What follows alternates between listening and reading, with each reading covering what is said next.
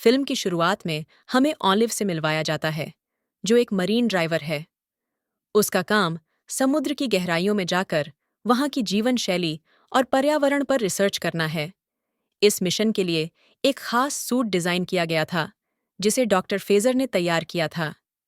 यह सूट समुद्र की अत्यधिक गहराई तक जाकर रिसर्च करने के लिए बनाया गया था। ऑलिव इस मिशन को लेकर बेहद उत्साहित थी।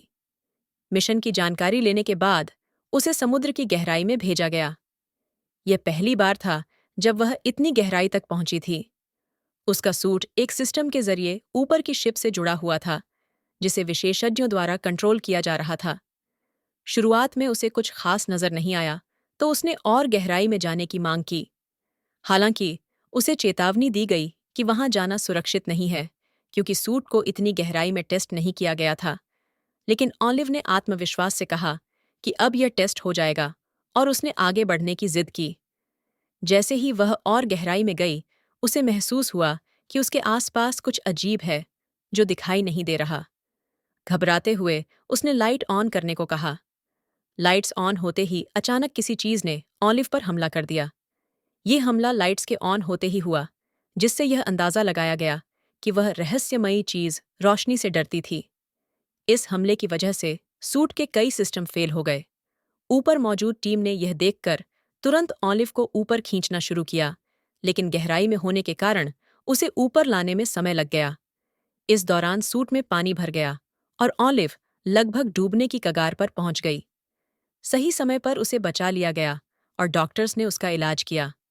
जब उससे पूछा गया कि उसने नीचे क्या देखा या किसने उस पर हमला किया, तो वह कुछ भी याद नहीं कर पाई। डॉक्टरों ने बताया कि ऑलिव को शॉर्ट टर्म मेमोरी लॉस हो गया है।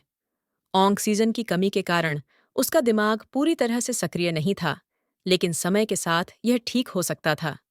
इसके बाद उसे डॉक्टर फेजर से मिलवाया गया, जो उसके व्यवहार पर गुस्सा थे।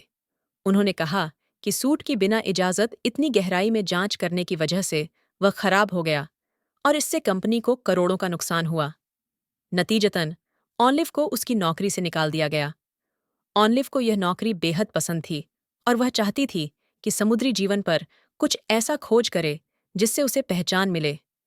जब वह अपना सामान लेने और सूट को देखने गई, तो उसने सूट पर एक अजीब चिपचिपा काला पदार्थ देखा। सूट की जांच करने पर उसे उसके अंदर से एक काले रंग की छोटी सी चीज मिली।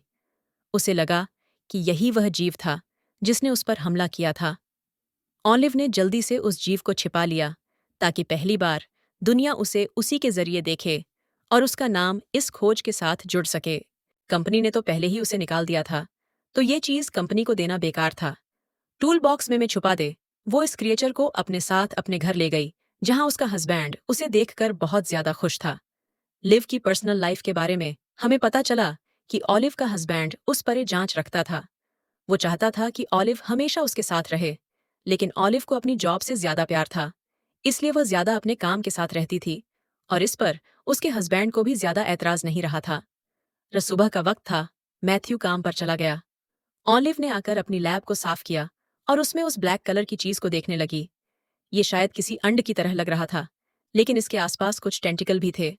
उसने जैसे ही रोशनी में इसे देखा, तो उसमें से अजीबोगरीब आवाजें आने लगीं। इससे पहले कि वो इसे समझ पाती, उसे मैथ्यू के घर आने की आवाजें आ गईं, और उसने फौरन से इस क्रिएचर को छुपा दिया। असल में ऑलिव नहीं चाहती थी कि उसके हस्बैंड को यह पता चले कि वो किसी क्रिएचर को अपने घर ले आई है। पूरा दिन ऑलिव और मैथ्यू अपना साथ गुजारते हैं। अगले दिन जैसे ही मैथ्यू ऑफिस जाता है, तो लिव अपने लैब में आ जाती है। लैब में आने पर उसने क्या देखा कि वो कच्चर जो लेके आई थी, वो किसी अंडे की तरह टूट चुका था।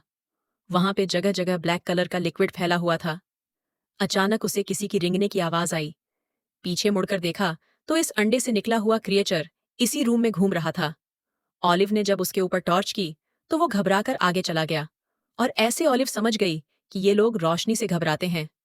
जाहिर सी बात है, समुंदर की गहराइयों में अंधेरा रहता है, इसलिए वहां ये लोग सरवाइव कर पाते हैं। ऑलिव जैसे ही उसे पूरी तरह देखने के लिए उसके करीब जाते हैं और उसके मुंह पे रोशनी डालती है, तो वो क्रिएचर उसके मुंह के ऊपर काले रंग का लिक्विड गिरा देता है। ये लिक्विड थोड़ा सा ऑलिव के मुंह में भी चला गया था, और ऑलिव की हालत काफी अजीब हो गई थी। काफी देर यूं ही पड़ी रही, और जैसे ही उसे मैथ्यू की आवाज आई, तो वो जल्दी से उठी। उसने अपने आप को अपनी आंखों को साफ करने की नामुमकिन सी कोशिश की और फिर इस कमरे को साफ करते हुए उस क्रिएचर को छुपाकर वो यहाँ से चली गई। मैथ्यू ने ऑलिव के लिए एक सरप्राइज डिनर प्लान किया हुआ था। ये लोग तैयार होकर डिनर के लिए चले गए, जहां मैथ्यू ने नोटिस किया कि आज एली काफी अजीब बिहेव कर रही है। उसने पूरे डिनर के टाइम पे कोई बात नहीं की और खाना तो उसने ऐसे खाया जैसे वह सदियों से भोगी हो। ऑलिव ने उसे कहा भी, आराम से खाओ, लेकिन उसने नहीं सुनी। घर आकर उससे वोमिटिंग पे लेटी। तब भी उसने मैथ्यू पे बिल्कुल ध्यान नहीं दिया। अब उसके जहन में क्रिएचर की ही बातें चल रही थीं। अपनी सोच से परेशान सुबह को ऑलिव अपने कलीग धारा को बुलाती है और उसे यह क्रिएचर दिखाती है, जिस पर दारा उसे बताता है कि ये क्रिएचर तुमने पहले पर डिस्कवर नहीं कि ये समुंदर में रहने वाला एक मनस्टर है और उसे पहले भी देखा गया है। रा ने ऑलिव को बताया कि यह बहुत ही खूनखार है, इसे घर में रखना सेफ नहीं, बेहतर है कि तुम इसके बारे में अपने हस्बैंड को बता दो। लेकिन यह सुनकर ऑलिव गुस्सा हो गई और उसने दारा से कहा कि तुम भी इसके बारे में किसी को कुछ मत बताना, मैं इसे खुद संभाल लूंगी। अब जब ऑलिव को यह कन्फर्म हो चुका था कि यह एक मनस्टर है, तो वो इसको बहुत सा मीट यानी गोश्त खिलाने की कोशिश करती है, लेकिन तरह तरह का गोश्त भी काम नहीं आता। गोश्त काटते हुए अचानक से ऑलिव के हाथ पे कट लग गया। उसके हाथ से निकलता खून सूकर जैसे यह मस्टर्ड तड़प गया। उसे जैसे इसी चीज की तमन्ना थी। ऑलिव भी समझ गई कि इस मनस्टर को क्या चाहिए, इसलिए उसने अपना खून आज इस मनस्टर को पिला दिया। उसे पता चल गया था कि अब इस मॉन्स्टर को गोश्त नहीं बल्कि इंसानी गोश्त चाहिए, लेकिन वो ये कहाँ से लेकर आती। आधी रात में वो उठती है और मतरऊ से छुपकर आकर इस मॉन्स्टर को अपना खून सक करवाती है, मानो ऐसे जैसे इस मॉन्स्टर ने उसे अपनी काबू में कर लिया हो। सारे अजीब काम कर रही थी। वो बहुत ज्यादा से ज्यादा वक्त इस क्रिएचर के साथ स्पेंड करने लगी थी और मैथ्यू को तो जैसे वह भूल ही गई थी। काफी दिन बाद उसकी बहन भी उससे मिलने के लिए उसके घर आई। एली उसके लिए और मैथ्यू के लिए बहुत सी वाइन लाई थी। यह सब जब एंजॉय कर रहे थे, तब एली ने भी नोटिस कर लिया कि ऑलिव यानी उसकी बहन मैथ्यू से दूर दूर रह रही है। मैथ्यू के यहाँ से जाने के बाद उसने ऑलिव से पूछा, क्या तुम्हारे और मैथ्यू के रिलेशन में कुछ गड़बड़ी है? जिस पर ऑलिव ने साफ मना कर दिया कि ऐसा कुछ नहीं। इतने में ही की कॉल आ जाती है और वो कॉल रिसीव करने चली जाती है। ये कॉल डॉक्टर फेजे की थी, जो उसे कहते हैं कि तुमने मेरी शिप से जो कुछ भी चुराया है तुम उसे वापस ले आओ, नहीं तो मैं तुम पर केस कर सकता हूँ। ऑलिव समझ गई कि डॉक्टर फेजे उस मास्टर की ही बात कर रहे हैं और जरूर दारा ने ही डॉक्टर फेजे को उस मॉन्स्टर के बारे में बताया होगा। लीफ ये समझ गई थी कि वो डॉक्टर फेजे का ऑपरेशन था। हर चीज जो उससे समुंदर से मिली थी उस पर डॉक्टर फेजे का हक था, और वो यह भी जानती थी कि अगर उसने ये सब डॉक्टर फेजे को वापस ना किया तो उसे जेल भी जाना पड़ सकता है और कोर्ट के चक्कर भी काटने पड़ सकते हैं। पीछे खड़ी एली उसकी थोड़ी सी बातें सुन चुकी थी। उसे परेशान देखकर वो उससे पूछती है, क्या बात है? लेकिन वो सही से बात करने की बजाय एली को ऊंट पटांगा सुनाकर गुस्से में उसे यहां से भेज देती है। मैथ्यू भी हैरान था कि ऑलिव ने ये क्या किया। वो इतनी बद्देहास तो नहीं थी। देखने को मिला कि ऑलिव के अंदर भी बहुत सी चेंजेस आते थी। जैसे उस मॉन्स्टर को रोशनी में देखने से तकलीफ होती थी, ऐसे ही ऑलिव को भी रोशनी में देखने से तकलीफ होने लगी थी। वो हर जगह अब सनग्लासेस पहनकर जाती थी। शाम में जब ग्रोसरी करने के बाद ऑलिव घर पर आई, तो उसने देखा कि डॉक्टर फेजे पहले से ही उसके घर पर आए हुए थे। वो समझ गई थी कि डॉक्टर फेजे उस मॉन्स्टर को देखने और उसे लेने के लिए यहाँ आए हैं। डॉक्टर फैच ने उस मॉन्स्टर को देखते ही उससे कहा कि इसे घर में रखना खतरनाक हो सकता है। मैं इसे अपने साथ लेकर जा रहा हूँ। ऑलिव को मॉन्स्टर से अजीब सा लगा हो गया था, उससे दूर जाने का। सुनते ही उसे पता नहीं क्या हुआ, अजीब सी फीलिंग हुई और उसने पास पड़ा एक पत्थर उठाकर डॉक्टर फेजे के सर पे दे मारा। इससे पहले कि डॉक्टर फेज यहाँ से उठकर कुछ करते, यहाँ से चले जाते, अपनी जान बचाते, उससे पहले ही ऑलिव उसे स्मॉल स्टर को खिला देती है और फौरन वॉशरूम में आकर अपने कपड़े बदलने लग जाती है। जिस पर डॉक्टर फैज का खून लग चुका था, वह रोने लगी क्योंकि उसने एक इंसान की जान ले ली थी। लेकिन वो ये सब खुद से नहीं कर रही थी, शायद मॉन्स्टर ने उसे कंट्रोल किया हुआ था। खुद नहाने के बाद वह वॉशरूम में जाती है और वहां से सारा डॉक्टर फेजे का खून साफ कर देते हैं और डॉक्टर फेजे की बची हुई हड्डियां और कपड़े जाकर समुंदर में फेंक देते हैं। सफाई करते हुए उसे डॉक्टर फेजर की कपड़ों में से उनके लॉकर की कीज भी मिल गई थी, जिसे लेकर वो डॉक्टर फेज की बोट में गई और वहां जाकर वो सारे ही डॉक्यूमेंट चुरा लिए जिसमें उनके मिशन के बारे में लिखा हुआ था, और फिर उस बोट को ही आग लगा दी जिससे सारे सुराख मिट जाए कि वो यहाँ पे आई थी या उसे कोई मॉन्स्टर भी मिला था। जब ऑलिव इस काम पे थी, पीछे से एली उसके घर पे आ गई और उसकी सीक्रेट लैब में चली गई। असल में वो ऑलिव का प्रोजेक्ट देखना चाहती थे। हालांकि मैथ्यू ने उसे मना भी किया कि तुम ना जाओ, ऑलिव को गुस्सा होगी। इससे पहले कि वो वहां किसी क्रिएचर को देख लेती, वहां ठीक वक्त पे ऑलिव आ गई और एली के ऊपर गुस्सा होने लगी। उसे एकदम से पीछे देखकर एली ने अपने घबराहट पे कंट्रोल किया और ऑलिव को समझाना शुरू किया कि तुम पूरा पूरा दिन इस लैब में क्या करते हो। तुम जानते भी हो कि मैथ्यू तुम्हारे इस बिहेवियर की वजह से कितना परेशान और अकेला रह गया है। यहाँ ऑलिव उसकी एक बात नहीं सुनती और अली को यहाँ से जाने को कह देती है। रात में डिनर करते हुए मैथ्यू ऑलिव को अपनी एक पेशेंट के बारे में बताता है जो बोल नहीं सकती थी और उनको डील करने में मैथ्यू को बहुत प्रॉब्लम हो रही थी। मैथ्यू एक डॉक्टर था। उसकी ये बातें सुनकर ऑलिव की आंखें चमकने लगीं, ऐसे जैसे कोई घनाना प्लान उसके जहन में चल रहा हो। लेकिन ये उसने मैथ्यू पे साहिर नहीं किया। अगले दिन सुबह होते ही वो मैथ्यू की आईडी लेकर हॉस्पिटल चली गई और वहां से उस पेशेंट को गाड़ी में डालते हुए वो घर की तरफ बढ़ने लगी। लेकिन उससे पहले ही मैथ्यू ने उसे देख लिया। वो घबरा गई, लेकिन शुक्र था कि मैथ्यू ने ये नहीं देखा था कि वो पेशेंट अब ऑलिव की गाड़ी में है। ऑलिव ने जल्दी से डिक्की को बंद कर दिया था। जब मैथ ने इससे पूछा कि तुम यहाँ क्यों आई हो, तो लिफ ने जल्दी से उसे उसकी आईडी पकड़ा दी और बोली, ये तुम घर भुलाए थे, बस यही तुम्हें देने आई थी। घर आते ही वह इस लेडी को अपने मॉन्स्टर को खिला देती है। उसे लग रहा था कि अब उसकी प्रॉब्लम सॉल्व हो गई। इस क्रिएचर को अपने पास रखने के लिए उसे बस कुछ ऐसे लोगों को ही तो ढूंढना था जिन्हें वो मार सके और इस क्रिएचर को खिला सके। उस सरत को मारने के बाद जब वह जमीन से खून साफ कर रही थी तो पता नहीं उसे क्या हुआ। वो खून को किसी मजेदार चीज की तरह अपनी उंगलियों से चाटने लगी। अब वह पूरी तरह इस मॉन्स्टर वाली जिंदगी में खो चुकी थी। अब अगले दिन उसे मारने के लिए कोई इंसान नहीं मिला। वह जब बाहर आई तो उसे मैथ्यू सोया हुआ देखा। उसके दिल में आया भी ख्याल कि वो मैथ्यू को ही मार दे, लेकिन फिर उसने नहीं मारा। आखिर मैथ्यू उसका हस्बैंड था। सुबह होते ही अब वो धारा के पास जाती है, अपने कलीग के पास, जिसने यह बात डॉक्टर फेजे को बताई थी कि उसके पास एक मॉन्स्टर है। यहाँ दारा उससे माफी मांगता है कि मैंने ये गलत किया। ऑनलिव भी उसे माफ कर देती है और ऐसा प्रिटेंड करती है जैसे अब उसे कोई प्रॉब्लम नहीं है। वो उसे कुछ दिखाना चाहती है। ऐसे ही बातों में लगाते हुए वो दारा को अपने घर ले गई और उसे भी मारकर अपने मॉन्स्टर को खिला दिया। अभी तक किसी को भनक तक नहीं पड़ी थी कि ऑलिव इतनी घना उन्हें काम करने लगी है। वो मर्डर करने लगी है और इस सीरियल किलिंग में उसे अब मजा भी आने लगा था। अब इसी रात एली उनके घर आती है। एली असल में ये बताने के लिए आई थी कि वह शहर छोड़कर जा रही है, जिस पर ऑलिव ने बहुत कोल्ड रिप्लाई दिया कि हाँ ठीक है, सबको ही काम करना चाहिए। ऑलिव को छोड़कर मैथ्यू और एक दूसरे से बात करने लगे। मैथ्यू बहुत ज्यादा परेशान था क्योंकि उसकी एक पेशेंट गायब थी और क्योंकि उसकी वो पेशेंट उसकी जिम्मेदारी थी, तो ऐसे उसे जॉब से भी निकाला जा सकता था।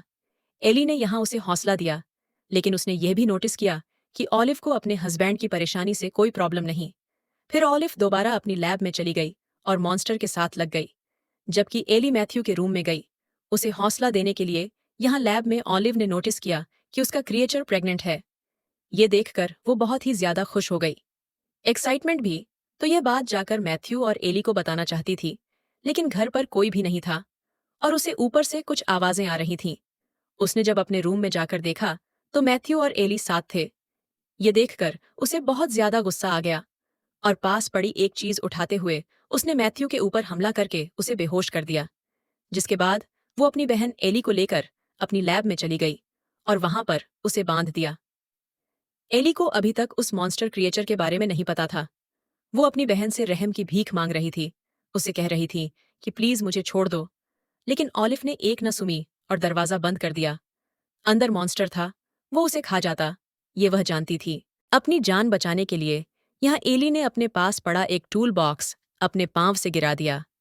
गिरते ही वो टूल बॉक्स खुल गया और उसमें से एक शार्प ब्लेड उसे दिखी। अपने टो से उसे अपने करीब करने की कोशिश कर रही थी एली, और इसमें उसका पांव कट के उसका खून भी निकलने लगा। खून की खुशबू से यहाँ वो मॉन्स्टर अब तड़पने लगा था। इससे पहले कि वो खून की खुशबू को सूखते हुए एली के पास आ जाता, एली ने जल्दी से अपना रुमाल अपने पांव के कट पर बांध दिया और फिर अपनी रस्सियां काटने लगी। दूसरी तरफ मैथ्यू को भी होश आ गया था। होश में आते ही उसने ऑलिव से एली के बारे में पूछा। कुछ भी बताए, बखैर ऑलिव ने एक और सवाल कर दिया। क्या तुम एली से प्यार करने लगे हो? जैसे ही मैथ्यू ने हाँ में जवाब दिया, तो गुस्से में ऑलिव ने लैब का दरवाज़ा खोलते हुए मैथ्यू को वहां पर पटक दिया। अब वो क्रिएचर, जो यहाँ एली को खाने आ रहा था, उसने पकड़कर मैथ्यू को खा लिया।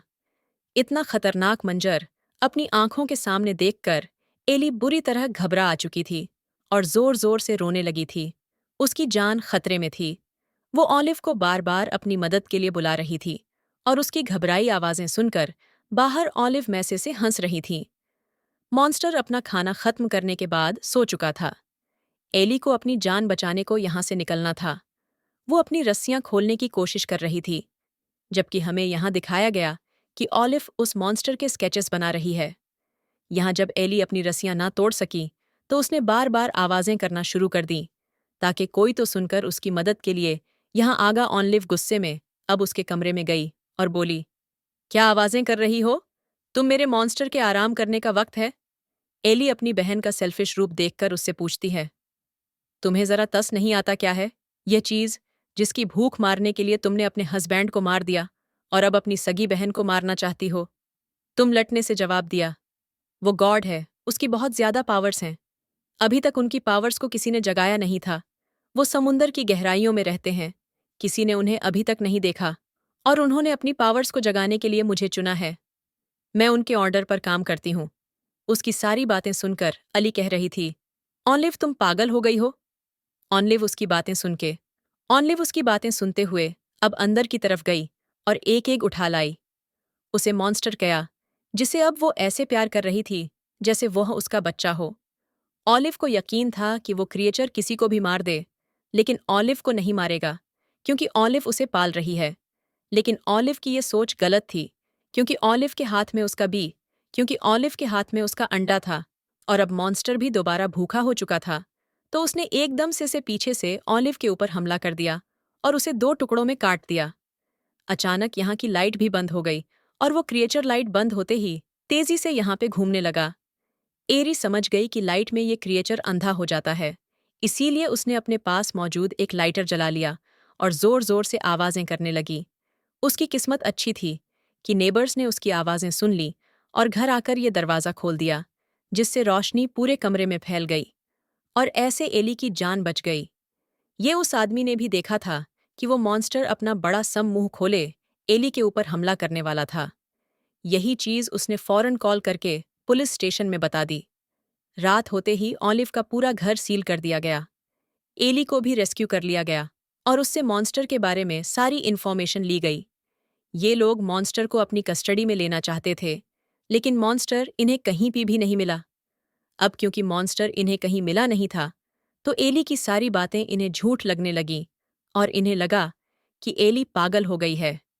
एली को मेंटल आइल में दाखिल करवा दिया गया, जबकि हमें मूवी के पोस्टक सीन में दिखाया गया कि वो क्रिएचर सिवरेज के जरिए कहीं जा रहा था, शायद वापस अपने घर की तरफ जा रहा था। कहीं पर एली न्यूज़ में देखती है कि बीच पर बहुत से लोग अजीब तरीके से गायब हो रहे हैं। ये सुनकर वो घबरा गई और फौरन कार लेकर जब बीच पर गई, तो उसने जगह जगह मॉन्स्टर के अंडे देखे और वह समझ गई कि अब मॉन्स्टर यहीं गई है और दुनिया की तबाही करीब है।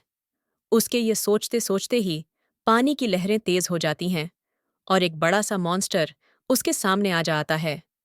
इस मॉन्स्टर के निकलते ही इस मिस्टीरियस एंडिंग के साथ ये फिल्म यही खत्म हो जाती है कि अब इस दुनिया में ये मॉन्स्टर कैसे दवाई खिलाएगा या सारे इंसान मारे जाएंगे।